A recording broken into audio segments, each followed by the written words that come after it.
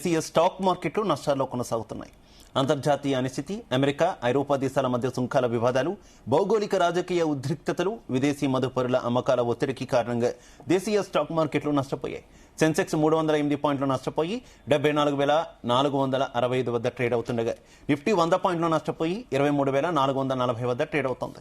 IT, media, metal సెక్టార్లు లాభపడగా bank, defence, FMCG, auto, finance సెక్టార్లు నష్టపోయాయి. ఇక బులియన్ మార్కెట్లు ఫ్లాట్ గా ట్రేడ్ అవుతున్నాయి. 24 క్యారెట్ల గోల్డ్ 1000 రూపాయలు నష్టపోయి 1,54,550 వద్ద ట్రేడ్ అవుతుండగా కేజీ సిల్వర్ 464 రూపాయలు నష్టపోయి 2,66,534 వద్ద ట్రేడ్ అవుతుంది. డాలర్తో పోలిస్తే రూపాయి 94 రూపాయల 96 పైసల వద్ద కొనసాగుతుంది. ఇదే అంశంపై మనతో చర్చించడానికి సిద్ధంగా ఉన్నారు ఫైనాన్షియల్ ప్లానర్ మాధవిరెడ్డి గారు. వారిని అడిగి మరిన్ని డీటెయిల్స్ తెలుసుకునే ప్రయత్నం చేద్దాం. మాధవిరెడ్డి గారు నమస్తే. నా ఆడియో క్లియర్ గా ఉందా మీకు? మాధవిరెడ్డి గారు నమస్తే. ఏం చెప్తారు? ఈ రోజు మార్కెట్లు నష్టాల్లో కంటిన్యూ అవుతున్నటువంటి పరిస్థితి. మనం ఫ్రైడే కూడా నష్టాలే చూసాం. ఈ రోజు కొంత మార్కెట్ కొంత స్టేబుల్ గా ఉంది, కోలుకునే ప్రయత్నం చేసింది అని అనుకున్నాం. ఆ తర్వాత మళ్ళీ నష్టాన్ని చవి చూసినటువంటి సిచ్యువేషన్ ఏంటి? రీజన్స్ ఏంటి? సో మార్కెట్స్ అయితే ఈ రోజు కొంచెం పాజిటివ్, ఆ తర్వాత ఫ్లాట్ గా మనకి కనిపించాయండి. బట్ ఆ తర్వాత చూస్తే ఒక్కసారిగా 0.2% మనకి నిఫ్టీలో డ్రాప్ అనేది కనిపించింది. అంటే ఇప్పుడు ఆల్మోస్ట్ 96 పాయింట్స్ డౌన్ అయ్యి 23,450. అలానే సెన్సెక్స్ కూడా 200 పాయింట్స్ డౌన్ అయ్యి 75,500 దగ్గర ట్రేడ్ అవుతూ ఉన్నాయి. దానికి మెయిన్ రీజన్ ఏంటంటే ఈ యుఎస్ ఇరాన్ పీస్ టాక్స్ ఏవైతే ఉన్నాయో అవి చాలా అన్సర్టైన్ గా వెళ్తున్నాయండి. సో ఎవ్వరూ కూడా కన్ఫర్మ్ చేయట్లేదు. ఒకవైపు చాలా దగ్గరగా ఉన్నాము, ఒక మంచి డీల్ కి రెడీగా ఉన్నాము అంటూనే యుఎస్ ఇరాన్ మీద వాళ్ళ మిసైల్స్ ఎక్కడైతే ఉన్నాయో వాటి మీద అటాక్స్ జరుగుతూ ఉన్నాయి. సో ఎవ్రీవేర్ టెన్షన్ అయితే ఆ విధంగా మనకి కనిపిస్తూ ఉందండి. సో ఒకవైపు కంటిన్యూస్ అవుట్ ఫ్లోస్, అంటే ఎఫ్ఐఎస్ సెల్లింగ్ ఎక్కడ ఆగడం లేదండి. దానికి చాలా రీజన్స్ ఏంటంటే మన ఇండియన్ ఎకానమీలో ఒక రకమైన అంటే అనిశ్చితి కనపడుతూ ఉంది ఎఫ్ఐఐస్ కి. సో ఎఫ్ఐఐస్ అయితే కంటిన్యూస్ గా సెల్ చేస్తున్నారు. ఆ ప్రెషర్ మనకి రూపీ మీద చాలా బలంగా పడుతుంది. సో ఇప్పుడు మన రూపీ చూసుకున్నట్లయితే 94.97 అంటే 95 రూపీస్ కి దగ్గరగా మనకి ట్రేడ్ అవుతూ ఉంది, which is very negative for the stock market. So ఎప్పుడైతే రూపీ బలహీన పడుతుందో మార్కెట్స్ ఒక్కసారిగా ఆ నెగటివ్ ట్రెండ్ లోకి అయితే వెళ్ళిపోతూ ఉన్నాయి. అదే మనము ఇప్పుడు గమనిస్తూ ఉన్నాము. సో ఇప్పుడు June 6th అయితే ఆర్బీఐ కమిటీ, అంటే మనకి వాళ్ళ మానిటరీ పాలసీ కమిటీ మీదే అందరూ కూడా ఇప్పుడు ఆసక్తికరంగా ఎదురు చూస్తున్నారు. ఏ విధంగా ఈ పర్టికులర్ సిచ్యువేషన్ ని హ్యాండిల్ చేస్తారు. ఒకవైపు రూపీ ఫాల్ అవుతుంది, ఒకవైపు ఇన్ఫ్లేషన్, ఈ పెట్రోల్ డీజిల్ ఏవైతే ఉన్నాయో అది కాకుండా అంతకు మించి ఇన్ఫ్లేషన్ అనేది, దాన్నే మనం అంటే కార్పొరేట్స్ కి చాలా వరకు ఎక్స్పెన్సివ్ అనేది, మనకి అన్ని మెటీరియల్స్ అన్ని కూడా వాళ్ళకి ఎక్స్పెన్సివ్ అయ్యాయి. సో దానివల్ల హౌస్ హోల్డ్ బడ్జెట్స్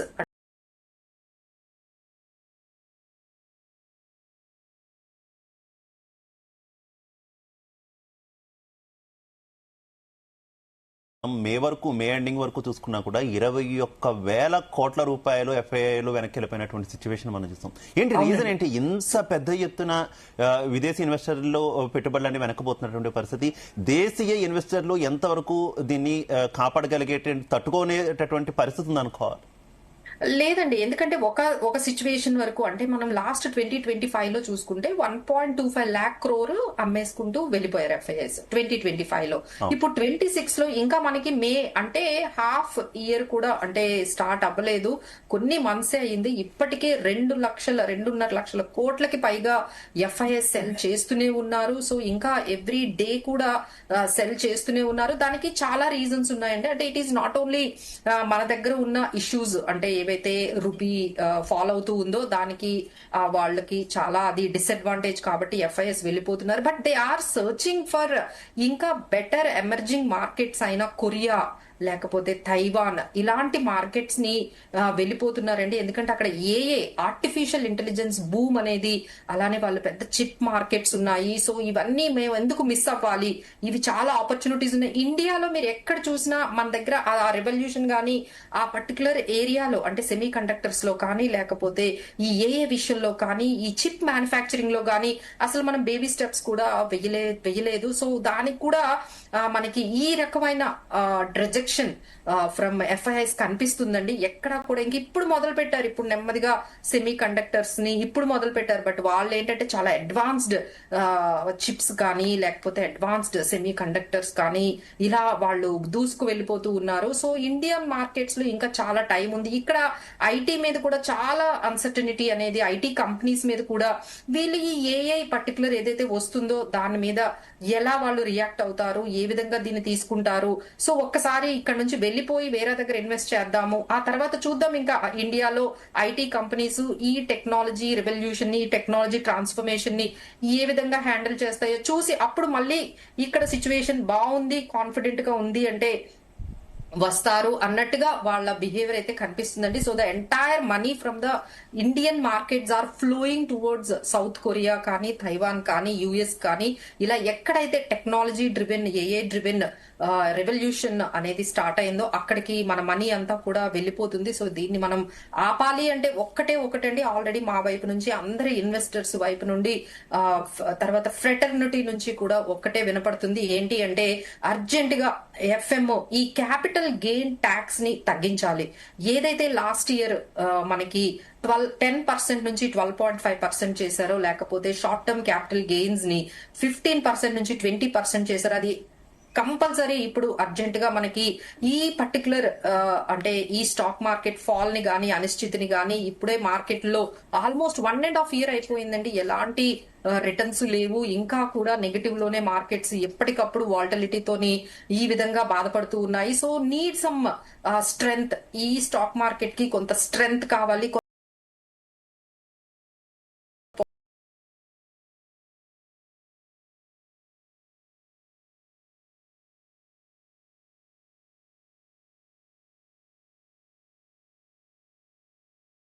సంబంధించి ఎలాంటి వెసులుబాట్లు ఇస్తారు, ఎలాంటి పోషకాలు అంటే ప్రోత్సాహకంగా వాళ్ళు ఏం చేస్తారు అన్నదే చాలా ప్రెషర్ అయితే మౌంట్ అప్ అవుతుందండి. ఎగ్జాక్ట్లీ మాధవరెడ్డి గారు, అట్లానే మనము రూపీ సిచ్యువేషన్ చూసుకున్నా కూడా ఆల్ టైమ్ డౌన్ లో ఉన్నటువంటి సిచ్యువేషన్. గవర్నమెంట్ కూడా కొంతమంది ఎక్స్పర్ట్స్ మాత్రం రూపీ డౌన్ ఫాల్ అట్లనే కంటిన్యూ చేయండి, ఎక్కువ ఇన్వాల్వ్ అవ్వద్దు అనే సలహాలు ఇచ్చారు అనేటటువంటి వార్తలు కూడా మనం చూసినటువంటి పరిస్థితి.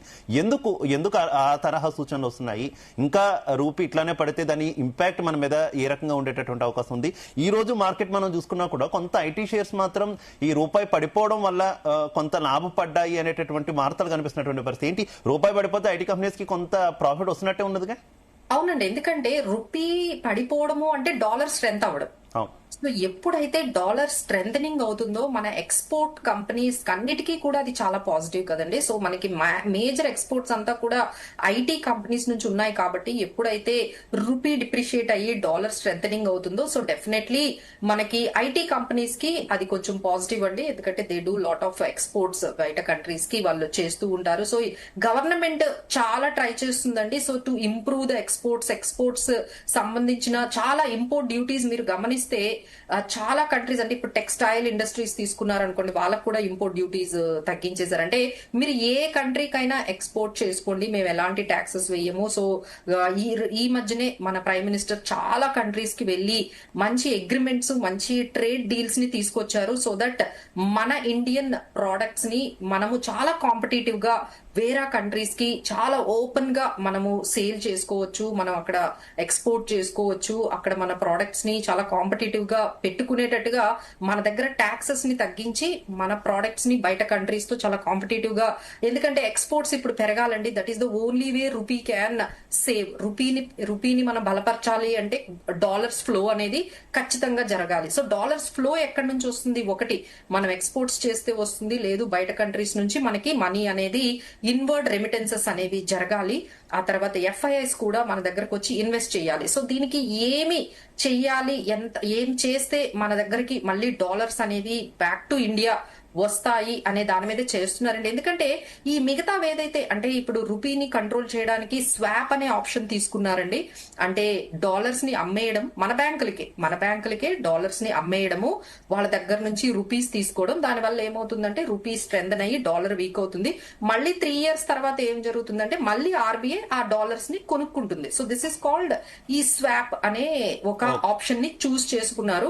సో ఎప్పుడైతే 97 అయిందో సో ఇమీడియట్ గా ఈ స్వాప్ ఆప్షన్ ని యూజ్ చేశారు. బట్ ఏంటంటే అది కూడా సరిపోవడం లేదు. అది కూడా అలాంటి ఎన్నో ఆప్షన్స్ అంటే మార్కెట్ లో ఓపెన్ మార్కెట్ లో డాలర్స్ ని ఎంత సెల్ చేసినా ఇంకా ఆ రూపీ డిప్రిసియేషన్ అనేది ఇప్పుడు మళ్ళీ టువర్డ్స్ 96 కి అయితే మనది వెళ్ళిపోతుందండి. సో దాన్ని ఆపాలి అని చాలా వరకు గవర్నమెంట్ అంటే ఆర్బీఐ చాలా చర్యలు తీసుకుంటుంది, డాలర్స్ ని సెల్ చేస్తుంది ఓపెన్ మార్కెట్ లో. But it is not showing the results what they are expecting. So మీరు అడిగిన నెక్స్ట్ క్వశ్చన్ ఏంటంటే నిజంగా ఈ రూపీ పడిపోతే నిజంగా అంత మన ఇండియన్ ఎకానమీకి కానీ మన ఇన్వెస్టర్స్ కి కానీ లేకపోతే మన కన్జ్యూమర్స్ కి కానీ లేకపోతే మనందరికీ కూడా ఏ విధంగా అది ఇంపాక్ట్ అవుతుందంటే అన్ని కూడా ఎక్స్పెన్సివ్ అయిపోతాయండి. ఎందుకంటే ఈ విధంగా మనము రూపీ డిప్రిషియేట్ అవుతూ డాలర్ పెరిగిందంటే ఇంకా మనం డాలర్స్ లో కొనుక్కునేవి ఏవైతే ఆయిల్ కానీ గ్యాస్ కానీ క్రూడ్ ఆయిల్, ఈడబుల్ ఆయిల్, ఇంకా కొన్ని ఎలక్ట్రానిక్స్ చాలా వరకు మనం బయట కంట్రీస్ నుంచి తెచ్చుకుంటున్నాం అండి. సో ఎప్పుడైతే ఇవన్నీ మనం ఇంకా రూపీ డిప్రిషియేట్ అయ్యి డాలర్ మనకి స్ట్రెంథనింగ్ అయితే మన దగ్గర ఇంకా అది కాస్ట్లీ అయిపోతూ ఉంటుంది. సో ఇప్పటికే పెట్రోల్ ప్రైస్ 4 times పెంచారు. సో 4 times పెంచారు. అలానే ఏటీఎఫ్ అంటే మనకి ఏదైతే ఎయిర్లైన్స్ కి సంబంధించిన ఈ టారిఫ్ ఏదైతే ఉంటుందో అది కూడా చాలా వరకు చేస్తున్నారు.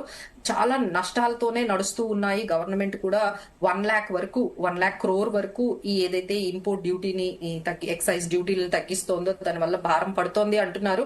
But that is not enough అండి. ఇంకా ఈ రోజు కూడా మేము ఒక న్యూస్ చూసాము, కమర్షియల్ సిలిండర్ మీద మళ్ళీ ప్రైజెస్ అనేవి పెంచారు. సో ఈ విధంగా ఈ ప్రైజెస్ అనేవి పెరుగుతూ ఉంటే మనకి హౌస్ హోల్డ్ బడ్జెట్స్ అన్ని కూడా బియాండ్ ఆర్ కంట్రోల్ అనేది వెళ్ళిపోతుంది. ఎప్పుడైతే ఈ బడ్జెట్స్ అనేది వెళ్ళిపోతుందో స్పెండింగ్ అనేది ఆగిపోతుంది. సో స్పెండింగ్ ఆగిపోయాయి అంటే కార్పొరేట్స్ కి సేల్స్ అనేవి తగ్గిపోతాయి. అంటే ఇప్పుడు మీకు నాకు ఏవైతే ఎసెన్షియల్ లో అంతే కొంటాం కదండి, ఇంకా వేరే పర్చేసెస్ అన్ని కూడా మనం కంట్రోల్ చేసేసుకుంటాం. ఎప్పుడైతే మనం స్పెండింగ్ అనేది చాలా లిమిట్ చేసేసుకున్నామో సో కార్పొరేట్ రిజల్ట్స్ ఆగిపోతాయి, జీడిపి గ్రోత్ తగ్గిపోతుంది. సో ఇదంతా కూడా ఒక రిపుల్ ఎఫెక్ట్ లాగా మేబీ నెక్స్ట్ క్వార్టర్ లో చాలా ఎక్కువగా కనిపించవచ్చు. సో దీని గురించి మనకి ఈ June 6th రోజు మనకి ఆర్బీఐ ఇదేనా రీజన్ మనకి ఆటోకి సంబంధించినటువంటి ఆటో రంగానికి సంబంధించినటువంటి షేర్స్ అన్ని కూడా చాలా డల్ గా కొంత నష్టాల్లో కూడా కంటిన్యూ అవుతున్నటువంటి సిచ్యువేషన్. ఇంత ముందు గతంలో మనం చూస్తే బ్యాంకింగ్ కావచ్చు, ఆటో కావచ్చు, అంటే డిఫెన్స్ సెక్టర్ కూడా కొంత లాభాల్లో కనిపించేది. ఇప్పుడు అవి కూడా నష్టాల్లోనే కంటిన్యూ అవుతున్న సిచ్యువేషన్ కదా, ఇదే రీజన్ అనుకోవాలా? డెఫినెట్లీ అండి. ఎందుకంటే ఎప్పుడైతే స్పెండింగ్ అంటే మనకి ఈ విధంగా house hold budgets out of control because of inflation పెరిగిపోతూ ఉంటాయో సో ఇప్పుడు మీరు గమనించారంటే మనకి జనరల్ గా ఏంటంటే అంటే మన కన్స్యూమర్ హ్యాబిట్స్ అనేవి చాలా మారిపోయాయండి. అంటే ఇప్పుడు స్పెండింగ్ అనేది అప్పట్లాగా మనకి నెసెసిటీస్ మీద జరగట్లేదు. ఎక్కువగా కన్సంప్షన్ ఎక్కడ జరుగుతోంది, బయట మనము ఎలక్ట్రానిక్ గూడ్స్ ఎక్కువగా తీసుకుంటున్నాము, తర్వాత షాపింగ్ బాగా చేస్తున్నారు, తర్వాత క్లోత్ మీద ఖర్చు పెడుతున్నారు, వీటి మీద ఎక్స్పీరియన్సెస్ మీద ఖర్చు పెడుతూ ఉన్నారు, తర్వాత మొబైల్స్ కొనుక్కుంటున్నారు, రీఛార్జ్ చేసుకుంటున్నారు, తర్వాత బ్లింకిట్ ఇలాంటి వాటి మీద బాగా ఖర్చు పెడుతున్నారు, క్విక్ కామర్స్ మీద బాగా ఖర్చు పెడుతున్నారు. వీటన్నిటి వల్ల ఏమవుతుంది అంటే ఈ బిజినెసెస్ అన్ని బాగా ఫ్లరిష్ అయ్యాయి. ఇప్పుడు మనం ఏం చేస్తామండి, సో ఖర్చులు తగ్గించుకోవాలంటే ఎక్కడి నుంచి మొదలు పెడతాము? మేబీ ఓటీటీస్ తగ్గించుకోవచ్చు, మొబైల్ ఎలక్ట్రానిక్స్ ని మీరు అప్గ్రేడ్ చేసుకోవడం తగ్గించవచ్చు, కార్స్ ఇలాంటివి కొనడం మీరు అప్గ్రేడ్ చేసుకోవడం తగ్గించవచ్చు. మరి ఈ బిజినెస్ అన్నిటి మీద ఎంత ఇంపాక్ట్ అనేది పడుతుంది. సో దానివల్ల మనకి ఇమీడియట్ గా ఆ ప్రైజెస్ ఏవైతే ఉన్నాయో అంటే ఎక్కడైతే మనం ఖర్చు తగ్గించేసుకుంటామో, ఎక్కడైతే మనము కొనడం అనేది it is not at all a necessity అనుకుంటామో సో డెఫినెట్ గా అక్కడే మనకి ఫస్ట్ కట్ అనేది కనిపిస్తుంది. అందుకనే మీకు ఆటోమొబైల్ ఇండస్ట్రీలో అది కనిపిస్తుంది. బట్ వీటన్నిటిని పక్కన పెడితే ఇంకొక పెద్ద బ్యాడ్ న్యూస్ మనకి ఐఎండి నుంచి వచ్చిందండి. అంటే మన మాన్సూన్స్ గురించి చాలా ఎలినినో మనకి చాలా ఎఫెక్ట్ పడుతుంది ఇండియన్ రెయిన్ సీజన్ మీద. ఈ సీజన్ అయితే యావరేజ్ కన్నా రెయిన్స్ అనేవి మాన్సూన్ ఈసారి యావరేజ్ కన్నా తక్కువ ఉంటుంది అనే న్యూస్ మన ఇండియన్ ఎకానమీకి మన ఇండియన్ కస్టమర్స్ కి కన్స్యూమర్స్ కి అది చాలా నెగిటివ్ న్యూస్ అండి. ఒకవైపు వార్ ఇష్యూ, ఒకవైపు రూపీ ఫాల్ అవుతుంది, ఒకవైపు ఎఫ్ఐఐస్ అవుట్ ఫ్లోస్ అయిపోతున్నాయి. సో ఇవన్నిటికి మించి మనకి మన మీద ఈ నేచర్ కూడా మనకి ఈసారి సపోర్ట్ చేయలేదు. ఈసారి మాన్సూన్ ఇప్పటికే చాలా లేట్ అయ్యింది. మాన్సూన్స్ లేట్ అవ్వడమే కాదు, చాలా యావరేజ్ గా ఉండొచ్చు అనే న్యూస్ వచ్చింది. సో మనమంతా కూడా అగ్రికల్చర్ మీద ఇప్పటికీ 40-50% అగ్రికల్చర్ లో మనకి బాగా జరిగితేనే మెటీరియల్ అంతా కూడా మనకి తక్కువకి మనకి ఫుడ్ గానీ ఇవన్నీ కూడా తక్కువకి ఉంటాయి. సో ఇన్ఫ్లేషన్ అనేది కంట్రోల్ ఉంటుంది. సో ఎప్పుడైతే మనకి మాన్సూన్ బాగా రాదో సో అక్కడ కూడా మనకి అది కూడా ఇన్ఫ్లేషన్ ని పెంచి అన్ని రకాలుగా ధరలు పెరిగి అందరూ కూడా చాలా కంట్రోల్డ్ గా ఎక్స్పెండిచర్ చేస్తే ముందు ఈ cars, automobiles, electronics, OTT platforms, తర్వాత మనకి ఈ పర్టికులర్ క్విక్ కామర్స్ ఇవన్నీ కూడా మనకి ఇంపాక్ట్ అయ్యేటట్టుగా మనకి ఫ్యూచర్ లో కనిపిస్తున్నాయండి. రాబోయేటటువంటి ఇబ్బందులు కూడా అన్ని కూడా చాలా చక్కగా చెప్పారు మాధవి గారు. కాకపోతే ఏంటి అసలు ఇన్ని ఇబ్బందుల మధ్యలో మార్కెట్ ఇంత వాలటాలిటీ ఎదుర్కొంటున్నటువంటి సిచ్యువేషన్ నేపథ్యంలో ఇన్వెస్టర్లు ఎలా ఉండాలి? ఇన్వెస్టర్లు ఎలాంటి జాగ్రత్తలు తీసుకోవాలంటే ఏం చెప్తారు? చాలా మంది భయపడుతున్నారు కదా, ఇన్వెస్ట్ చేయాలన్నా కూడా భయపడుతున్నారు. కొత్త వారు ఇన్వెస్ట్ చేయాలంటే ఇంకా అమ్మో ఇలాంటి టైంలో అసలు ఇన్వెస్ట్ చేయడం అవసరమా, మనం పొదుపు చర్యలకే జాగ్రత్త చేసుకుంటే మంచిది కదా అనేటటువంటి సందేహంలో ఉన్న పరిస్థితి కదా. అలాంటి వాళ్ళకి ఏం చెప్తారు? సో మీరు చెప్పింది అబ్సల్యూట్లీ కరెక్ట్ అండి. ఆ నెర్వస్నెస్ కనిపిస్తోంది. ఎస్ఐపీస్ అయితే దారుణంగా అంటే చాలా పర్సంటేజ్ లో 100% పైనే ఎస్ఐపీస్ చాలా ఎక్కువ మంది ఆపేస్తూ ఉన్నారు. సో దానికి 2 రీజన్స్ అయ్యి ఉండొచ్చు. మీరు చెప్పినట్టుగా ఏంటి ఈ మార్కెట్స్ లో మనకి ఇంకా చాలా టైం పడుతుంది, ఇంకా దీని మీద రిటర్న్స్ రావు, దాని మీద నమ్మకం లేక కొంతమంది చేస్తూ ఉంటే, ఇంకొకరు ఏంటంటే అసలు డబ్బులు సరిపోక ఈ ఇన్ఫ్లేషన్ ని తట్టుకోలేక అమ్మో ఎప్పుడు జాబ్ ఉంటుందో, ఎప్పుడు జాబ్ ఉండదో, ఎప్పుడు ఎలాంటి సిచ్యువేషన్ వస్తుందో, ఇన్ఫ్లేషన్ చాలా పెరుగుతుందో అంటున్నారు. సో వాళ్ళు ఇన్వెస్ట్ చెయ్యలేక అంటే స్టార్ట్ చేస్తున్నారండి, ఇన్వెస్ట్మెంట్ స్టార్ట్ చేయడానికి ముందుకు వెళ్తున్నారు అందరూ, బట్ ఎవరు కూడా కంటిన్యూ చేయలేకపోతున్నారు. ఈ పర్టికులర్ ఫియర్స్ వల్ల గానీ, ఈ పర్టికులర్ అన్సర్టనిటీ. ఒకవైపు ఇంకా మనకు ఉన్న ఒక్కటే పాజిటివ్ థింగ్స్, మార్కెట్ ని ఇప్పుడు పాజిటివ్ గా తీసుకెళ్లేవి ఒక 3 థింగ్స్ ఉన్నాయండి. ఇమ్మీడియట్ గా ఎప్పుడైతే ఈ ఇరాన్ యుఎస్ మధ్య ఒక స్ట్రాంగ్ ఒక డీల్ అనేది, ఒక అగ్రిమెంట్ అనేది ఎప్పుడైనా రావచ్చు అంటున్నారు. అది గాని మనకి వచ్చి స్ట్రేట్ ఆఫ్ హార్మోజ్ ఓపెన్ అయ్యి మనకి క్రూడ్ ఆయిల్ ధరలు మనకి ఇంటర్నేషనల్ లో $90 అంటే $85 to $90 నుంచి మనకి సప్లై చైన్ అనేది స్మూత్ గా గానీ స్టార్ట్ అయినట్టయితే, బట్ అది స్టార్ట్ అయినా ఇంకా మళ్ళీ ఒక 2-3 months అనేది పడుతుందండి. But that is the first step wear the markets can cheer. Markets ని ఇప్పుడు పాజిటివ్ గా వెళ్ళాలి అంటే అది ఒక పాజిటివ్ న్యూస్ అండి. అండ్ ఇంకొకటి నేను ఆల్రెడీ చెప్పాను, we're expecting from Nirmala Sitharaman గారు ఏదైనా అనౌన్స్మెంట్ మార్కెట్స్ ని చీర్ చేయడానికి, ఇన్వెస్టర్స్ ఫియర్స్ ని తగ్గించడానికి ఎలాంటి వాళ్ళ దగ్గర నుంచి అనౌన్స్మెంట్ వస్తుంది అనేది ఎదురు చూస్తూ ఉన్నారు ఈగర్ గా.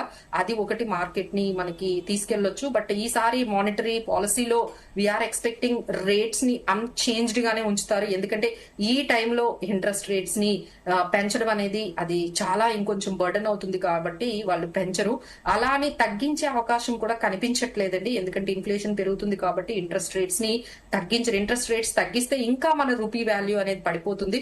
So this monetary policy we are expecting rupee will be అంటే మనకి repo rate will be unchanged గానే పెడతారు. బట్ వాళ్ళు ఇచ్చే కామెంటరీ చాలా మార్కెట్ ని మనకి ఇంపాక్ట్ చేస్తుందండి. అందరూ కూడా ఆర్బీఐ కామెంటరీ అయితే ఒక్కసారి చూడండి, వాళ్ళ ఏమనుకుంటున్నారు గ్రోత్ గురించి గానీ, జీడిపి గ్రోత్ గానీ, ఎకానమీ, ఇన్ఫ్లేషన్, రూపీ, వీటన్ని ఎఫ్ఐఐస్ గురించి ఎలాంటి కామెంటరీ వస్తుందా అని అందరం ఎదురు చూస్తున్నాం. So that is the one thing, markets will respond either positive or negative అనేది మనకి ఈ 1-2-3 days లో మనకి తెలుస్తుందండి. That is the only hope left for the investors. But ఎవరు కూడా పానిక్ సెల్లింగ్, ప్రతి ఒక్కరు అండి ఒక స్ట్రాటజీని అప్లై చేసుకోండి, ఆ స్ట్రాటజీని ఫాలో అవ్వండి. ఈ నాయిస్ వాయిస్ అనేది మిమ్మల్ని చాలా ఫియర్ లోకి తీసుకెళ్లొచ్చు. So but everyone has their own strategy, దానికి స్టిక్ అవ్వండి. అండ్ మన ఇండియన్స్ కి ఎంతో ఇష్టమైన గోల్డ్ సిల్వర్ గురించి ఏం చెప్తారు? ఎందుకంటే దాదాపుగా తులం బంగారం $1000 వరకు కూడా తగ్గినట్టయితే ఈ రోజు కనిపించినటువంటి సిచ్యువేషన్ ఏంటి? అంతర్జాతీయ మార్కెట్లో ఇంత అనిశ్చితిలో ఉన్నప్పుడు సేఫ్ జోన్ గా చూస్తారు కదా బంగారం అనేసరికి. అయినప్పటికీ కూడా అలా సేఫ్ జోన్ గా చూడాల్సినటువంటి బంగారం ధరలు తగ్గుదలకు గల కారణాలు ఏంటంటారు? సో మార్కెట్ అంటే ఇప్పుడు బంగారం కన్నా విలువైనది ఒకటి మార్కెట్ లో నడుస్తుందండి, that is energy. Okay, energy అనేది బంగారం కన్నా చాలా important. Either energy in the form of oil, gas, తర్వాత మనకి మినరల్స్, ఇవన్నీ కూడా ఎనర్జీ కన్నా మనకి ఎక్కువగా ఇంపార్టెంట్ అనేది మొత్తం వరల్డ్ కే ఈ ఇరాన్ యుఎస్ వార్ వల్ల అందరికీ అర్థమైందండి. సో ఎప్పుడైతే క్రూడ్ ఆయిల్ ధరలు మనకి పెరుగుతూ ఉన్నాయో మనకి గోల్డ్ అనేది ఇంకా తగ్గుతూ ఉంది. సో ఇలా క్రూడ్ ఆయిల్ బట్టి మనకి ఈ గోల్డ్ అండ్ ఈ సిల్వర్, ఎస్పెషల్లీ గోల్డ్ అయితే మాత్రం క్రూడ్ ఆయిల్ ధరలు బట్టి కొంచెం అనిస్థితిలోకి వెళ్తుంది అండి. సో లెట్ సి ఇక్కడ నుంచి ఏమైనా మనకి ఈ ఇన్ఫ్లేషన్ కానీ ఇంకా ఈ విధంగా అంటే భయపడాల్సిన అవసరం అయితే పూర్తిగా గోల్డ్ అనేది చాలా వరకు తగ్గిపోతుందా అని చాలా మంది మమ్మల్ని కూడా క్వశ్చన్ అడుగుతున్నారు. We're saying absolutely not. అంత ఫ్రీ ఫాల్ అయితే మనకి గోల్డ్ లో కనిపించదండి. మేబీ మీకు స్మాల్ కరెక్షన్ అయితే కనిపిస్తుంది. అలా అని మీకు లాస్ట్ 2 years వచ్చిన రిటర్న్స్ కూడా రావు. సో ఇట్ విల్ బి అంటే gold will be in a consolidation phase లోనే చాలా మంత్స్ ఉండే అవకాశం అయితే మాకు కనిపిస్తుంది. అంటే 1,50,000 నుంచి 1,70,000, 1,60,000 ఈ రేంజ్ లోనే మార్కెట్స్ లో గోల్డ్ అనేది ఉంటుంది. సో ఎవరు కూడా పూర్తిగా ఫాలో అయిపోతుందని మీరు కొనుక్కోకుండా మీరు హోల్డ్ చేయాల్సిన అవసరం లేదు. ఇంకా పెరిగిపోతుందని మీరు కేజీలు లేకపోతే ఎక్కువగా ఇన్వెస్ట్మెంట్లలో కూడా పెట్టేయాల్సిన అంతా మనకి గోల్డ్ ప్రొజెక్షన్స్. గతంలో పెరిగినటువంటి ధర, వెండి ధర అమాంతం పెరుగుతూ ఉండడం, బంగారం ధర పెరుగుతూ ఉండడం, చాలా మంది అప్పులు చేసో లోన్లు తీసుకున్నా కూడా ఏకంగా వీటి మీద ఇన్వెస్ట్ చేసినటువంటి సిచ్యువేషన్ ఉంది కదా. ఇప్పుడు ప్రెసెంట్ సిచ్యువేషన్ కొంత డౌన్ ఫాల్ స్టార్ట్ అయినటువంటి నేపథ్యంలో అలాంటి వాళ్ళు ఎలాంటి జాగ్రత్తలు ఈటీఎఫ్స్ అండి, ఈటీఎఫ్స్ మేము ఆల్రెడీ ఆ ట్రెండ్ చూస్తున్నాము. గోల్డ్ ఈటీఎఫ్స్ అయితే చాలా వరకు తగ్గిపోయాయి. అప్పుడు అంతా ఈటీఎఫ్స్ లో పెట్టినంతగా ఇప్పుడు ఎవరు ఈటీఎఫ్స్ లో పెట్టట్లేదు. ఇంకొకటి, మోడీ గారు ఎప్పుడైతే గోల్డ్ ని కొనొద్దు అని చెప్పారో మేబీ ఆ ఇంపాక్ట్ కూడా కనిపించింది. ఎప్పుడైతే ఇంపోర్ట్ డ్యూటీని గోల్డ్ మీద పెంచారో ఆ ఇంపాక్ట్ కూడా గోల్డ్ మీద కనపడింది. సో ఓవరాల్ గా గోల్డ్ మీద ఆ డిమాండ్ ఏదైతే ఉందో అది కొంచెం స్లో అయింది. ఎందుకంటే రిటర్న్స్ కూడా రావు, ఎందుకు ఇంకా దీని మీద ఎంత ఇన్వెస్ట్ చేయడము అని చెప్పి కూడా చాలా మంది హోల్డ్ చేసేసారు. సో అందుకని మేము అది చెప్తున్నాం కదా. So gold will not have, మీరు అంతా భయపడాల్సిన అవసరం లేదు. గోల్డ్ ఎక్కడికో వెళ్ళిపోతుందని, gold will be in this range bound లోనే ఉండే అవకాశం ఉంది. అలానే తగ్గిపోతుందని కూడా మేము ఖచ్చితంగా చెప్పట్లేదు. It will be in the 140, 160, 170 range అంతే. అండ్ ఇలాంటి సిచ్యువేషన్ లో మీరు ఏమైనా కొన్ని స్టాక్స్ ఏమైనా సజెస్ట్ చేస్తారా మాధవిరెడ్డి గారు? సో స్టాక్స్ అయితే మేము ఇప్పుడు అంతా కూడా ఇప్పుడు పవర్ స్టాక్స్ అండి. ఎందుకంటే ఇప్పుడు ఏఐని కానీ డేటా సెంటర్స్ ని కానీ ఇంతలాగా మనం కూడా ఇప్పుడే స్టార్ట్ చేసాం ఇండియాలో. We have started our journey towards artificial intelligence and data centres ని కానీ, ఈ చిప్ మ్యానుఫ్యాక్చరింగ్ కానీ, సెమీ కండక్టర్స్ మీద కానీ ఇప్పుడు మనం ఇన్వెస్ట్ చేయడం స్టార్ట్ చేసాము. So for that it consume lot of power అండి. మనకు చాలా పవర్ కావాలి ఈ ఏఐ డేటా సెంటర్స్ ని నడపడానికి. అంటే పవర్ ట్రాన్స్మిషన్ కానీ, పవర్ కానీ చాలా అవసరం అవుతూ ఉంటుంది ఆ కూలింగ్ చేయడానికి. సో డెఫినెట్లీ ఎస్, మీరు ఎవరైనా ఇన్వెస్ట్ చేసుకోవాలంటే ఈ పవర్ స్టాక్స్ లోని మీరు ఇన్వెస్ట్ చేసుకోవచ్చు. అదాని పవర్ కానీ ఇలాంటి పవర్ స్టాక్స్ ని మీరు చూస్ చేసుకోవచ్చు. ఎనర్జీ స్టాక్స్ ని చూస్ చేసుకోవచ్చు. అలానే మెటల్స్ కూడా బాగా వెళ్తూ ఉన్నాయి. అలానే ఫార్మా స్టాక్స్ కూడా ఉన్నాయి. అండ్ వన్ మోర్ థింగ్ ఏంటంటే మనకి ఐటీ స్టాక్స్ కొంతమంది చాలా అండర్ వాల్యూడ్ కి వెళ్ళిపోయాయి. ఐటీ స్టాక్స్ చాలా 52 వీక్ లోయెస్ట్ పాయింట్ కి వెళ్ళిపోయాయి. This is the best by, మనకి చాలా తక్కువకి వస్తున్నాయని కొంతమంది కొంచెం వరకు అంటే స్మాల్ అమౌంట్స్ లో ఈ ఐటీలోని ఇప్పుడిప్పుడే ఇన్వెస్ట్మెంట్ వెళ్ళడానికి స్టార్ట్ చేశారు. అంటే ఏదైతే సెక్టార్ బాగా బీట్ అండ్ డౌన్ అయిపోయిందో ఈ మార్కెట్ ఫాల్ లో, అందులో ఏమైనా వాల్యూ ఉన్న ఆ సెక్టార్స్ లో అయితే మీరు వెళ్ళొచ్చు. దట్ నేను దానికి చెప్పే ఎగ్జాంపుల్ ఐటీ. ఈ ఐటీ కంపెనీ చాలా వరకు ఐటీ కంపెనీస్ అన్ని కూడా 52 వీక్ లో ట్రేడ్ అవుతున్నాయి. సో మీకు ఏమైనా లాంగ్ టర్మ్ వ్యూ ఉన్నట్లయితే వీటిని మనము హోల్డ్ చేసుకోవచ్చు. లేదు అనుకుంటే you can go with power and metals sectors వెళ్ళొచ్చు. అండ్ ఎస్పెషల్లీ డిఫెన్స్ సెక్టార్ అయితే ఇంకా చెప్పనే అవసరం లేదండి. ఎందుకంటే డిఫెన్స్ సెక్టార్ లో మనం నాట్ ఓన్లీ మనకి సరిపడా డిఫెన్స్ మ్యానుఫ్యాక్చరింగ్ కాకుండా ఎక్స్పోర్ట్స్ కూడా చాలా వరకు పెరిగాయండి. డిఫెన్స్ ఎక్స్పోర్ట్స్ కూడా మనం డిఫెన్స్ ఎక్విప్మెంట్స్ ని తయారు చేసి బయట కంట్రీస్ కూడా మనం ఎక్స్పోర్ట్స్ చేస్తూ ఉన్నాము. సో ఎవరైనా ఇన్వెస్ట్ చేసుకోవాలంటే ఈ డిఫెన్స్ సెక్టార్ లో కూడా ఇన్వెస్ట్ చేసుకోండి. But FMCG, these are all automobile, కొంచెం ఈ బికాస్ ఆఫ్ ఇన్ఫ్లేషన్ వల్ల కొంచెం స్పెండింగ్ అనేది తగ్గుతుంది కాబట్టి, సో ఎక్కడైతే స్పెండ్ మీద కన్స్యూమర్ యాక్టివిటీస్ మీద ఆధారపడే కంపెనీస్ ఉన్నాయో అవైతే కొంచెం ఈ నెక్స్ట్ 2 quarters కొంచెం స్ట్రగుల్ అయ్యే ఛాన్సెస్ కనిపిస్తుంది. అండ్ ఫైనల్ గా ఈ రోజు మార్కెట్ క్లోజింగ్ ఏ రకంగా ఉండే అవకాశం ఉంది? అలానే ఇదే నష్టాలు ఈ వీక్ అంతా కూడా కంటిన్యూ అయ్యే అవకాశం వాలటిలిటీ అనేది మనకి ఒక నామ్ అయిపోయింది, కామన్ అనేది అయిపోయింది. అంటే ఎప్పుడు మార్కెట్ లో కొంచెం పాజిటివ్ గా వచ్చిన సెల్లర్స్ అనేది చాలా ఎక్కువ యాక్టివ్ అయిపోతున్నారు. అంటే బయర్స్ కన్నా ఎక్కువ సెల్లర్స్ చాలా యాక్టివ్ గా ఉన్నారు. అంటే ఎవ్రీ రైజ్ కొంచెం మార్కెట్ పెరగానే అక్కడ మనకి సెల్ చేస్తున్నారు. సో రేంజ్ మనం చూసుకున్నట్లయితే 23,450 ఇప్పుడు మనకు వెళ్తుంది. సో 23,400 అనేది మంచి support levels and resistance levels మనం చూసుకున్నట్లయితే 23,850, 23,800. So you can see within the range of